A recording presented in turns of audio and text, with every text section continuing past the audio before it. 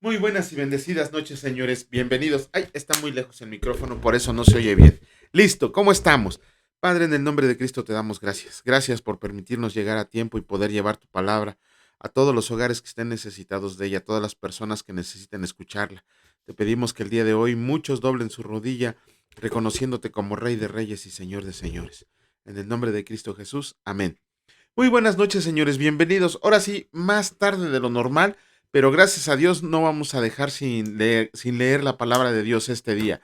¿Qué leímos el día de ayer? Ayer leímos dos capítulos del libro de Números. Le volví a poner Levítico, no sé qué me está pasando.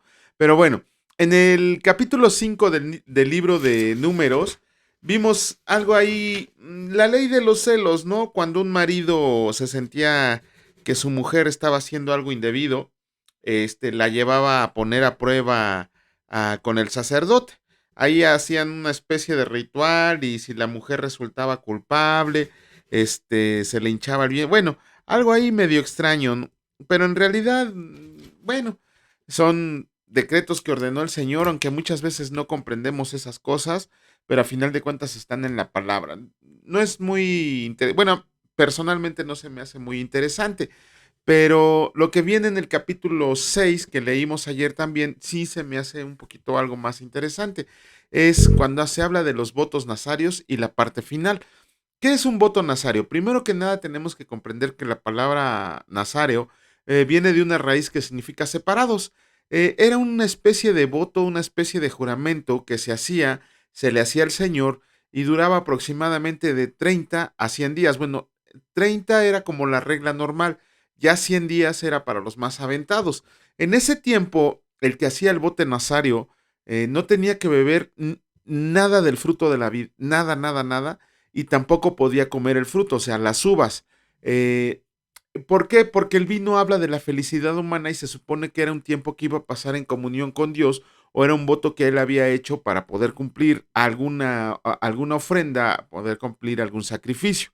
También dice la palabra que no se cortaban el cabello. Ok, ¿por qué no se cortaban el cabello? Recordemos que para el judío, para el pueblo judío, traer el cabello largo era una deshonra. El cabello largo era una vergüenza. De hecho, ningún judío, por más que se dijera progresista, podía traer el cabello largo. Por eso, desde ahí tenemos que comprender que al Señor Jesús, que lo pintan con su cabellito largo, podría ser por el voto nazario de que pertenecía a Dios, pero bueno, eso ya lo veremos más adelante. Este, en aquel tiempo se consideraba una vergüenza para un hombre traer el cabello largo. ¿Por qué? Porque era una muestra de humillación al Señor, pero también la palabra dice que cuando terminaba su voto se tenía que cortar el cabello y lo tenía que quemar ahí, como una ofrenda. Y lo último es que él no, cuando hacía un voto nazario, cuando se hacía un voto nazario, no se podía acercar a ninguna especie de muerto ni animal inmundo, nada de eso. ¿Por qué? Porque estaba separado para Dios y no se debía de contaminar para nada. Entonces, también en los versículos que siguen leíamos cómo se pagaba la ofrenda cuando se terminaba el voto nazario o cuando por una circunstancia extraña se rompía con el voto nazario. Recuerden que sí hay personajes en la palabra de Dios que fueron separados desde el momento de nacer, tenían voto nazario. Por ejemplo, Samuel tenía un voto nazario de por vida y lo había ofrecido Ana, su mamá. Sansón también tenía un voto nazario de por vida, aunque él nunca lo respetó. Bueno, la mayor parte del tiempo no lo respetó. Y el último que me acuerdo es Juan el Bautista. Él también tenía un voto nazario de por vida. Pero bueno, luego vemos algo increíble que es la bendición sacerdotal. Dice el comentarista Modi que son las palabras con las que deberíamos de iniciar cualquier carta, con las que deberíamos cerrar cualquier escrito, con las que nos deberíamos de levantar en la mañana, con las que nos deberíamos acostar en la noche, porque es una bendición hermosa. En esos cuantos versículos que hay ahí, léanla, reléanla, apréndansela de memoria, porque es la bendición que daba el sumo sacerdote a todo el pueblo de Israel y que ahora nosotros la podemos ofrecer a cualquier persona, a nosotros mismos, a nuestra familia. Es una increíble bendición. Pero bueno, vamos a comenzar con la lectura. Les ofrezco una disculpa si me voy un poquito rápido, pero está larguísimo este capítulo, entonces lo vamos a leer un poquito rápido. Dice así, Capítulo 7 del libro de Números. Escrito está. Ofrendas para la dedicación del altar. Aconteció que cuando Moisés hubo acabado de levantar el tabernáculo y lo hubo ungido y santificado con todos sus utensilios, y asimismo ungido y santificado el altar y todos sus utensilios, entonces los príncipes de Israel, los jefes de las casas de sus padres, los cuales eran los príncipes de las tribus que estaban sobre los contados, ofrecieron y trajeron sus ofrendas delante del Señor, 6 carros cubiertos y 12 bueyes por cada 2 príncipes, un carro y cada uno un buey, y los ofrecieron delante del tabernáculo. Y el Señor habló a Moisés diciendo, tómalos de ellos y serán para el servicio del tabernáculo de reunión, y los darás a los levitas, a cada uno conforme a su ministerio.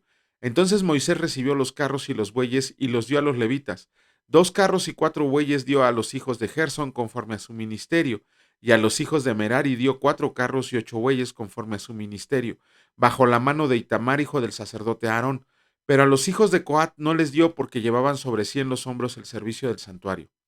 Y los príncipes trajeron ofrendas para la dedicación del altar el día en que fue ungido, ofreciendo los príncipes su ofrenda delante del altar. Y el Señor dijo a Moisés, ofrecerán su ofrenda un príncipe un día y otro príncipe otro día para la dedicación del altar. Y el que ofreció su ofrenda el primer día fue Naasón, hijo de Aminadab, de la tribu de Judá. Su ofrenda fue un plato de 130 siclos de peso y un jarro de plata de 70 siclos, al ciclo del santuario, ambos llenos de flor de harina amasada con aceite para ofrenda. Una cuchara de oro de 10 siclos llena de incienso. Ay, me descontrolé. Un becerro, un carnero, un cordero de un año para holocausto, un macho cabrío para expiación y para ofrenda de paz, 2 bueyes, 5 carneros, 5 machos cabríos y 5 corderos de un año. Esta fue la ofrenda de Naasón, hijo de Aminadab. El segundo día ofreció Natanael, hijo de Suar, príncipe de Isaacar. Ofreció como su ofrenda un plato de plata de 130 siclos de peso y un jarro de plata de 70 siclos, al ciclo del santuario, ambos llenos de flor de harina amasada con aceite para ofrenda. Una cuchara de oro de 10 siclos llena de incienso, un becerro, un carnero, un cordero de un año para holocausto, un macho cabrío para expiación y para ofrenda de paz, 2 bueyes, 5 carneros, 5 machos cabríos y 5 corderos de un año. Esta fue la ofrenda de Natanael, hijo de Suar. El tercer día, Eliab, hijo de Elón, príncipe de los hijos de Zabulón, y su ofrenda fue un plato de plata de 130 siclos de peso y un jarro de plata de 70 siclos, al ciclo del santuario, ambos llenos de flor de harina amasada con aceite para ofrenda, una cuchara de oro de 10 siclos llena de incienso, un becerro, un carnero, un cordero de un año para holocausto, un macho cabrío para expiación y para ofrenda de paz, 2 bueyes, 5 carneros, 5 machos cabríos y 5 corderos de un año. Esta fue la ofrenda de Eliab, hijo de Elón. El cuarto día, Elisur, hijo de Sedeur, príncipe de los hijos de Rubén, y su ofrenda fue un plato de plata de 130 siclos de peso y un jarro de plata de 70 siclos, al ciclo del santuario, ambos llenos de flor de harina amasada con aceite para ofrenda, una cuchara de oro de 10 siclos llena de incienso. Un becerro, un carnero, un cordero de un año para holocausto, un macho cabrío para expiación y para ofrenda de paz, 2 bueyes, 5 carneros, 5 machos cabríos y 5 corderos de un año. Esta fue la ofrenda de Elisur, hijo de Sedeur. El quinto día, Selumiel, hijo de Surisadai, príncipe de los hijos de Simeón, y su ofrenda fue un plato de plata de 130 siclos de peso y un jarro de plata de 70 siclos al ciclo del santuario, ambos llenos de flor de harina amasada con aceite para ofrenda, una cuchara de oro de 10 siclos llena de incienso, un becerro, un carnero, un cordero de un año para holocausto, un macho cabrío para expiación y para ofrenda de paz, 2 bueyes, 5 carneros, 5 machos cabríos y 5 corderos de un año. Esta fue la ofrenda de Selumiel, hijo de Surisadai. El sexto día, Eliasaf, hijo de Deuel, príncipe de los hijos de Gad, y su ofrenda fue un plato de plata de 130 siclos de peso y un jarro de plata de 70 siclos, al ciclo del santuario, ambos llenos de flor de harina amasada con aceite para ofrenda y una cuchara de oro de 10 siclos llena de incienso, un becerro, un carnero, un cordero de un año para holocausto, un macho cabrío para expiación y ofrenda de paz, 2 bueyes, 5 carneros, 5 machos cabríos y 5 corderos de un año. Esta fue la ofrenda de Eliasaf, hijo de Deuel. El séptimo día, el príncipe de los hijos de Efraín, Elisama, hijo de Amiud, y su ofrenda fue un plato de plata de 130 siclos de peso y un jarro de plata de 70 siclos al ciclo del santuario, ambos llenos de flor de harina amasada con aceite para ofrenda. Una cuchara de oro de 10 siclos llena de incienso.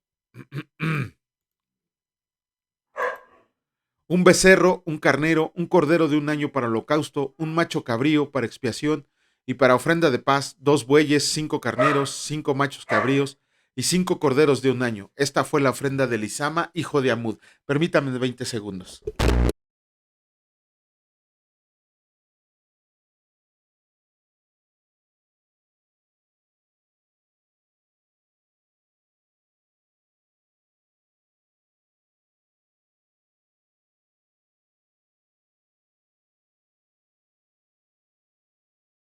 Les ofrezco una disculpa, estaban ahí tocando la puerta y como estoy solo, pues bueno. El octavo día, el príncipe de los hijos de Manasés, Gamaliel, hijo de Pedasur, y su ofrenda fue un plato de plata de 130 siclos de peso y un jarro de plata de 70 siclos al ciclo del santuario, ambos llenos de flor de harina amasada con aceite para ofrenda, una cuchara de oro de 10 siclos llena de incienso, un becerro, un carnero, un cordero de un año para holocausto, un macho cabrío para expiación y para ofrenda de paz, 2 bueyes, 5 carneros, 5 machos cabríos y 5 corderos de un año. Esta fue la ofrenda de Gamaliel, hijo de Pedasur. El noveno día, el príncipe de los hijos de Benjamín, Abidán, hijo de Gedeoni, y su ofrenda fue un plato de plata de 130 siclos de peso y un jarro de plata de 70 siclos al ciclo del santuario, ambos llenos de flor de harina amasada con aceite para ofrenda, una cuchara de oro de 10 siclos llena de incienso, un becerro, un carnero, un cordero de un año para holocausto, un macho cabrío para expiación y para ofrenda de paz, 2 bueyes, 5 carneros, 5 machos cabríos y 5 corderos de un año. Esta fue la ofrenda de Abidán, hijo de Gedeoni. El décimo día, el príncipe de los hijos de Dan, Ayeser, hijo de Amisadai, y su ofrenda fue un plato de plata de 130 siclos de peso y un jarro de plata de 70 siclos al ciclo del santuario, ambos llenos de flor de harina, amasada con aceite para ofrenda, una cuchara de oro de 10 siclos llena de incienso, un becerro, un carnero, un cordero de un año para holocausto, un macho cabrío para expiación y para ofrenda de paz, 2 bueyes, 5 carneros, 5 machos cabríos y 5 corderos de un año. Esta fue la ofrenda de Ayeser, hijo de Amisadai. El undécimo día, el príncipe de los hijos de Aser, Pagiel, hijo de Ocrán, y su ofrenda fue un plato de plata de 130 siclos de peso y un jarro de plata de 70 siclos al ciclo del santuario, ambos llenos de flor de harina amasada con aceite para ofrenda, una cuchara de oro de 10 siclos llena de incienso, un becerro, un carnero, un cordero de un año para holocausto, un macho cabrío para expiación y para ofrenda de paz, 2 bueyes, 5 carneros, 5 machos cabríos y 5 corderos de un año. Esta fue la ofrenda de Pagiel, hijo de Ocrán. El duodécimo día, el príncipe de los hijos de Neftalí, Ahira, hijo de Enán, su ofrenda fue un plato de plata de 130 siclos de peso y un jarro de plata de 70 siclos al ciclo del santuario, ambos llenos de flor de harina amasada con aceite para ofrenda, una cuchara de oro de 10 siclos llena de incienso, un becerro, un carnero, un cordero de un año para holocausto, un macho cabrío para expiación y para ofrenda de paz, 2 bueyes, 5 carneros, 5 machos cabríos y 5 corderos de un año. Esta fue la ofrenda de Ahira, hijo de Enán. Esta fue la ofrenda que los príncipes de Israel ofrecieron para la dedicación del altar el día en que fue ungido: 12 platos de plata, 12 jarros de plata, 12 cucharas de oro. Uh, cada plato de 130 siclos y cada jarro de 70, toda la plata de la vajilla, 2400 siclos al ciclo del santuario, las 12 cucharas de oro llenas de incienso de 10 siclos cada cuchara al ciclo del santuario, todo el oro de las cucharas, 120 siclos, todos los bueyes para holocausto, 12 becerros, 12 los carneros, 12 los corderos de un año con su ofrenda y 12 los machos cabríos para expiación. Y todos los bueyes de la ofrenda de paz, 24 novillos, 60 los carneros, 60 los machos cabríos y 60 los corderos de un año. Esta fue la ofrenda para la dedicación del altar después que fue ungido. Y cuando entraba Moisés en el tabernáculo de reunión para hablar con Dios, oía la voz que le hablaba encima del propiciatorio que estaba sobre el arca del testimonio, de entre los dos querubines, y hablaba con él. ¡Wow! Muy repetitivo, pero muy largo. Comenzamos con la lectura del capítulo 8 del libro de Números. Escrito está: Aarón enciende las lámparas. Habló el Señor a Moisés diciendo: Habla a Aarón y dile: Cuando enciendas las lámparas, las 7 lámparas alumbrarán hacia delante del candelero. Y Aarón lo hizo así. Encendió hacia la parte anterior del candelero sus lámparas, como el Señor lo mandó a Moisés. Y esta era la hechura del candelero de oro labrado a martillo. Desde su pie hasta sus flores era labrado a martillo. Conforme al modelo que el Señor mostró a Moisés, así hizo el candelero. Consagración de los levitas. También el Señor habló a Moisés diciendo: Toma a los levitas de entre los hijos de Israel y haz expiación por ellos. Así harás para expiación por ellos. Rocía sobre ellos el agua de la expiación y haz pasar la navaja sobre todo su cuerpo, y lavarán sus vestidos y serán purificados.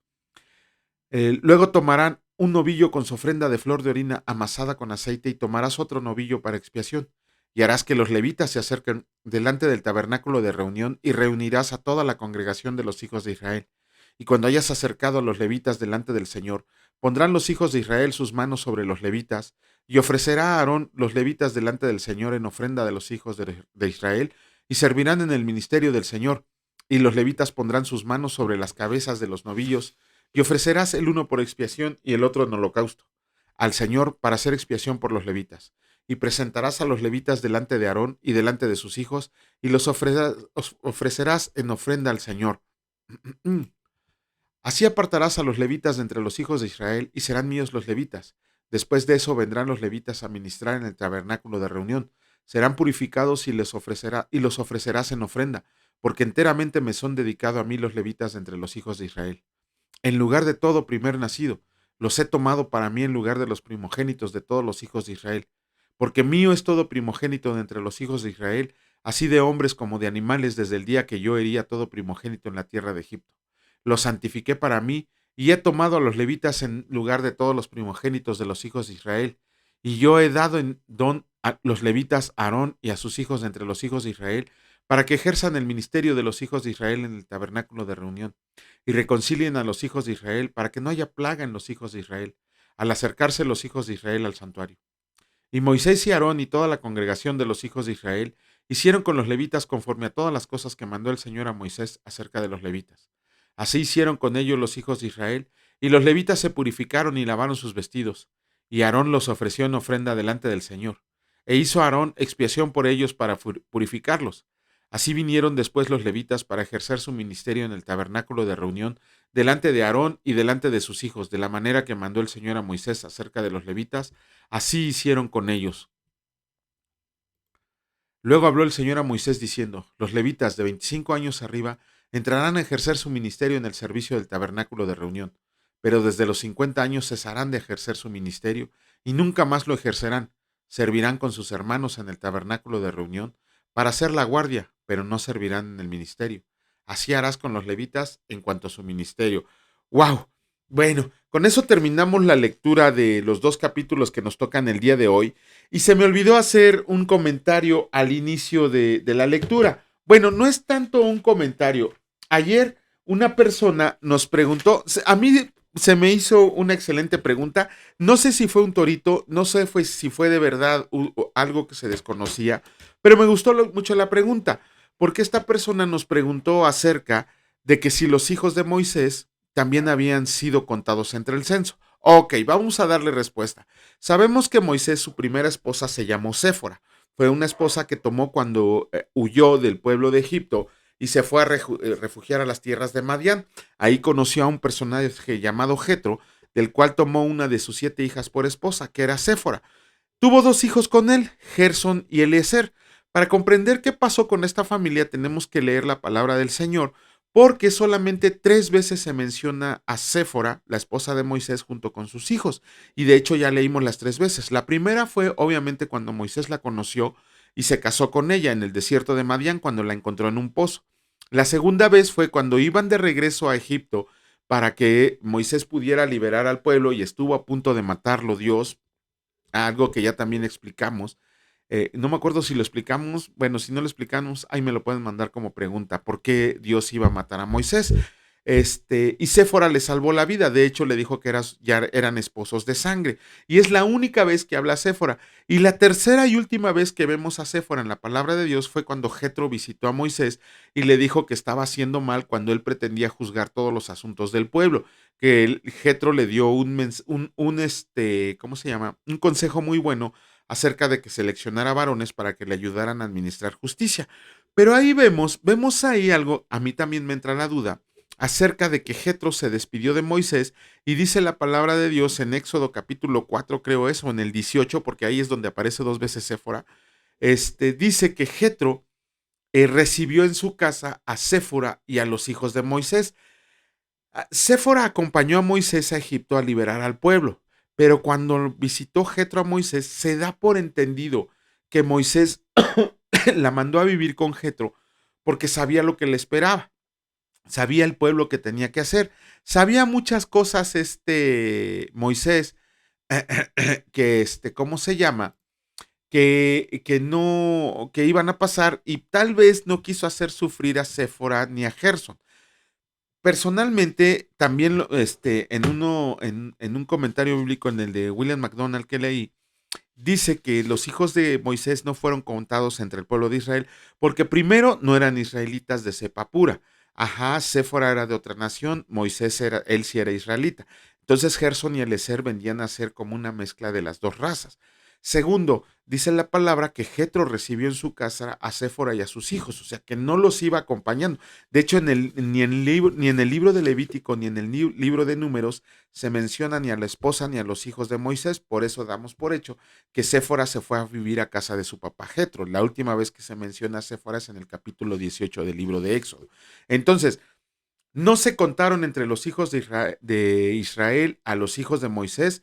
Ellos estaban viviendo en el desierto de Madián junto con Jetro, su abuelo, y con su mamá Séfora. ¿Por qué? Porque en este libro vamos a leer que Moisés se volvió a casar con una madianita y por culpa de andar de habladores, tanto Aarón como María fueron castigados. A María pues nada más se le dio lepra 7 días para que no anduviera hablando mal del siervo del Señor. Pero bueno, esperemos que con eso quede contestada su pregunta, señora. Muchas gracias por preguntarnos. Dios la bendice. Si tiene cualquier duda, con todo el gusto del mundo estamos aquí para resolver ese tipo de situaciones en cuanto a la palabra del Señor. Vamos a continuar con la lectura. En esta ocasión vamos a iniciar con la lectura del capítulo 11. Ayer terminamos el capítulo 10. ¿Qué vimos ahí? Vimos muchas cosas, pero en el versículo 44 y 45 vemos que Pedro ya estaba en casa de Cornelio, ya habían platicado acerca de las visiones que habían tenido cada uno de ellos, pero lo increíble es que cuando Pedro empezó a platicarles el evangelio, dice la palabra que, bueno, antes que eso, Cornelio mandó a llamar a todos sus amigos y a toda su familia. Era tanta la dicha que sentía de recibir a uno de los apóstoles que mandó a llamar a toda la familia. Y eso fue increíblemente perfecto. ¿Por qué? Porque dice la palabra del Señor que todos los que estaban ahí presentes recibieron al Espíritu Santo. Empezaron a hablar en lenguas. Tenemos que ver que es la segunda ocasión de las 3 veces que se habla hablar en lenguas en el libro de Hechos. ¿Por qué? Es de hecho en la demás Biblia, ¿no? Cuando Pablo dice que hablar en lenguas, él pone las reglas para hablar en lenguas. La primera vez vimos que hablar en lenguas fue en el día de Pentecostés. La segunda vez es aquí cuando se convirtieron todos los que estaban en casa de Cornelio. Y la tercera vez es cuando los discípulos de Juan el Bautista también recibieron el evangelio verdadero. Ajá, entonces dice que recibieron el Espíritu Santo. Ahí dice la palabra que Pedro así se quedó sorprendido, que abrió la boca porque decía cómo era posible que a los gentiles también los estuviera aceptando Dios en su gracia. Eso nos tiene que enseñar que la salvación ya estaba al alcance de todos. Ojo, escuchen bien esto porque esto lo vamos a ver cuando leamos Efesios. La salvación está al alcance de todos, pero no todos la van a recibir. Ajá. Estas personas, Cornelio y toda su familia y todos sus amigos, fueron salvados por fe, por la creencia en Jesucristo. Ellos no vieron a Jesucristo y si lo vieron de lejos, pero ellos creyeron en Jesucristo como Señor y Salvador. Y por eso fueron salvos. De hecho, la escritura no dice ni aquí ni en otro lado que Cornelio hubiera seguido a la ley, que fuera un prosélito. Dice la palabra que ayudaba a los judíos y que daba limosnas, pero nunca dice que él siguiera la ley mosaica. Ajá, ni tampoco que hiciera sacrificios u ordenanzas espirituales. Vemos algo muy interesante cuando ellos ya fueron, cuando recibieron el Espíritu Santo, cuando empezaron a hablar en lenguas y cuando Pedro comprendió que ya estaban totalmente salvados por el Señor Jesucristo, decidió bautizarlos y bautizó a todos los que estaban aquí. Ok, miren, aquí voy a hacer un comentario rapidísimo del bautismo y si tienen dudas, por favor envíanoslas, así como lo han estado haciendo varias personas. Hay una iglesia llamada los bautistas, ellos se denominan bautistas, que la primera vez que tú asustes a tu congregación, prácticamente, voluntariamente a fuerzas te piden que te bautices para que recibas al Señor. Te dicen así, bueno, si tú quieres, pero prácticamente ya te están metiendo a la pileta. Ajá. En otras congregaciones te preparan para el bautizo. En la congregación en la que yo crecí, te preparan para el bautizo. Hay otras que dicen que es cuando tú quieras. Miren, en realidad el bautismo, lo primero que tenemos que comprender es que no es un requisito para que tú seas salvo. Basta con recibir a Jesucristo, con la fe depositada en Jesucristo. El bautismo es una identificación con la muerte, sepultura y resurrección de Jesucristo. Es un testimonio que tú das acerca de que tú ya perteneces a Jesucristo. ¿Cuándo es el tiempo de bautizarse? Como les decía, en mi muy particular opinión, y le digo yo, lo digo con esta bocota, ¿no? En mi muy particular opinión, yo considero que una persona se debe bautizar cuando esté lista y comprenda lo que es el bautismo. ¿Por qué? Como les decía, en las iglesias bautistas, ojo, ojo, no está mal. ¿Por qué? Porque aquí vemos dos ejemplos, el de Felipe el Etíope, que decidió bautizarse cuando recibió el Evangelio, y a Cornelio cuando recibió el Espíritu, los dos decidieron bautizarse. No estoy muy de acuerdo yo con la iglesia bautista en el sentido de que el bautismo sea el día que asistes a la congregación. ¿Por qué? Porque muchos de ellos jamás vuelven a ir y lo único que hacemos es acarrear condenación sobre de ellos. Y si no les da tiempo de arrepentirse, pues prácticamente se van a ir al infierno. Ajá, ¿por qué? Porque están rechazando al Señor Jesús. Si ellos se están identificando con Jesús en el bautismo y un día le dan la espalda o ya no les interesa el cristianismo, lo que están haciendo es enterrarse un poquito más.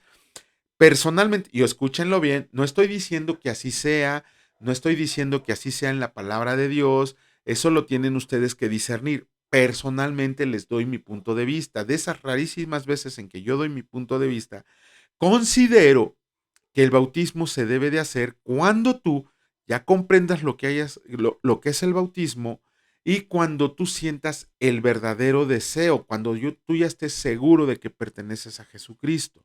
Ajá, porque muchas veces se bautiza a la gente como para impresionar a los demás o para demostrar espiritualidad o porque estás bien contento en la congregación, pero no saben a veces ni lo que significa el bautismo ni cómo debe de ser.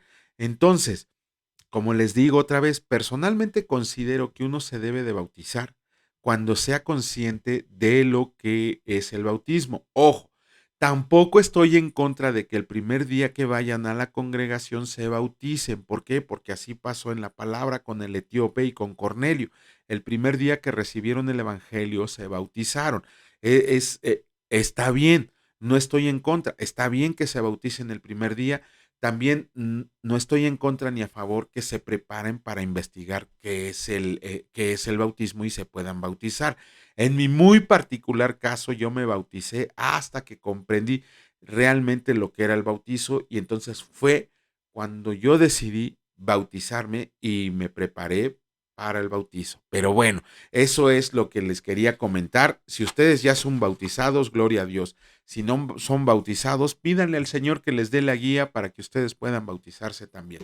Vamos a comenzar con la lectura. En esta ocasión nos toca el capítulo 11 del libro de Hechos, de los versículos 1 al 18, y escrito está: Informe de Pedro a la iglesia de Jerusalén.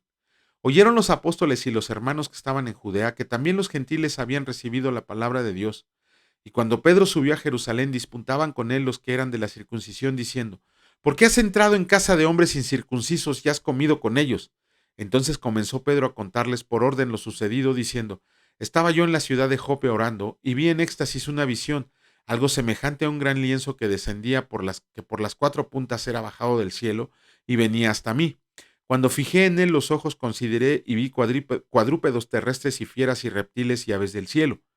Y oí una voz que me decía: Levántate, Pedro, mata y come. Y dije: Señor, no, porque ninguna cosa común o inmunda entró jamás en mi boca. Entonces la voz me respondió del cielo por segunda vez: Lo que Dios limpió no lo llames tú común. Y esto se hizo 3 veces y volvió todo a ser llevado arriba al cielo. Y he aquí, luego llegaron 3 hombres a la casa donde yo estaba, enviados a mí desde Cesarea. Y el Espíritu me dijo que fuera con ellos sin dudar.